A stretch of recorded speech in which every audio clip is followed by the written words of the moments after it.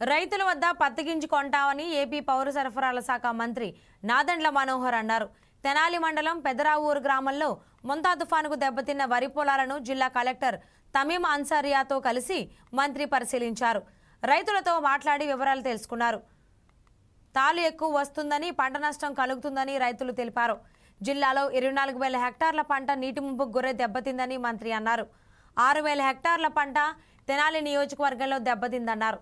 రైతు బాధ వర్ణనాతీతం అన్న మంత్రి నాదెండ్ల అన్నదాతల వద్ద ప్రతి గింజ కొంటామని, రైతుకు మద్దతు ధర ఇస్తామని భరోసా ఇచ్చారు. రైతులు తుఫానుకు తరచూ గురవుతున్నారని, ఈ తరుణంలో ఉద్యాన పంటలకు మారాలని పిలుపునిచ్చారు.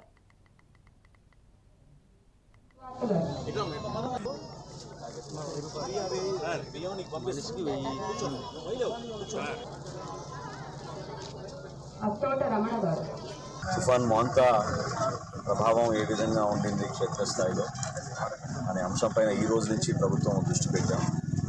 నిన్నటి వరకు ఎక్కడ కూడా ప్రాణ నష్టం జరగకుండా, పశు నష్టం జరగకుండా ఎందుకు మేము ఏర్పాటు చేసింది శిబిరాల్లో ఎవరైతే తరలి వచ్చారో వాళ్ళందరికీ భోజనం ఏర్పాటు గౌరవ ముఖ్యమంత్రి గారు సమర్థవంతంగా ఎదుర్కోవాలనే ఆలోచనతోటి కార్యక్రమాన్ని మేము గత 3 రోజుల నుంచి నేను కూడా ఏలూరు జిల్లాలో ఉండాల్సి వచ్చింది. ఈరోజు తెనాలి పర్యటనలో కలెక్టర్ గారు, సబ్ కలెక్టర్ గారు పరిస్థితులు క్షేత్రస్థాయిలో ఏ విధంగా ఉన్నాయో అదేవిధంగా జేడీ అగ్రికల్చర్ గారు అందించిన రిపోర్ట్ మీద జిల్లాలో 24,000 హెక్టార్లు వరి పంట నష్టం జరిగింది. మన నియోజకవర్గంలో దాదాపు 6,000 హెక్టార్లు వరి పంట దెబ్బతినింది.